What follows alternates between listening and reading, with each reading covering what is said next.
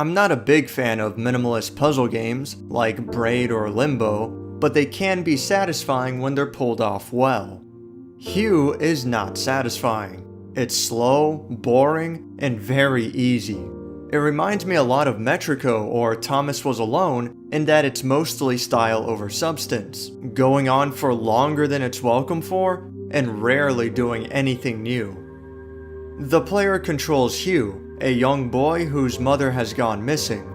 It turns out that she's a scientist who was experimenting with color in a world that only sees in shades of gray. She's gotten herself stuck in some colored dimension, and it's up to Hue to save her. As Hue explores the land, he collects pieces of a color wheel which allow him to alter his perspective, in order to open new passageways and solve puzzles.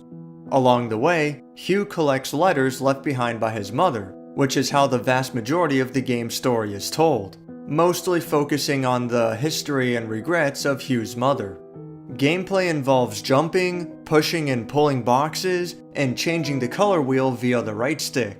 Whenever an object shares the same color as the background, it ceases to exist in the physical plane until the color is swapped for another contrasting one. As more colors are added, puzzles become more complex until finally reaching the end.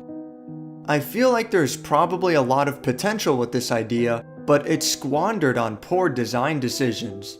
For starters, Hue is so slow. It doesn't seem that bad, but after jumping and pulling and flicking the right stick to change colors, the game starts to drag after a while, and the designers love to waste the player's time by placing a rainbow of blocks in the way so you have to constantly swap colors in order to proceed.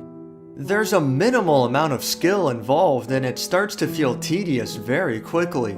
It is so obnoxious to look at a room and instantly know right off the bat what has to be done in order to proceed, and yet the actual execution takes an age. The first time I had to line up these springs to be all the same color was pretty clever, but when they have me doing this for the third time, I'm about a step away from uninstalling the game. Some of these rooms are legitimately wonderful, real brain teasers that challenged me, that made me think outside of the box, and felt so rewarding when I finally managed to figure it out. But for most of the game, it plays like a tutorial that never makes it to the meat of the experience. The visuals are great. It has a very simplistic art style without many fancy effects, but it's really good at what it sets out to do. The story is alright. It plays on the theme of mankind dealing with powers beyond their comprehension, which is always fun to explore, but the story never goes anywhere interesting, and then it all ends on such an incredibly anticlimactic note.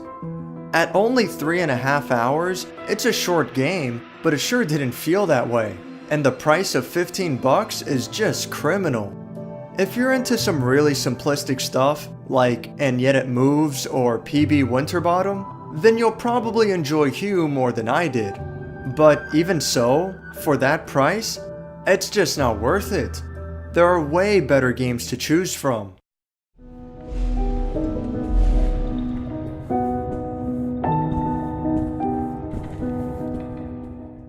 Thank you for watching my review on Hue. If you enjoyed this video, click the like button, and if you'd like to see more, subscribe.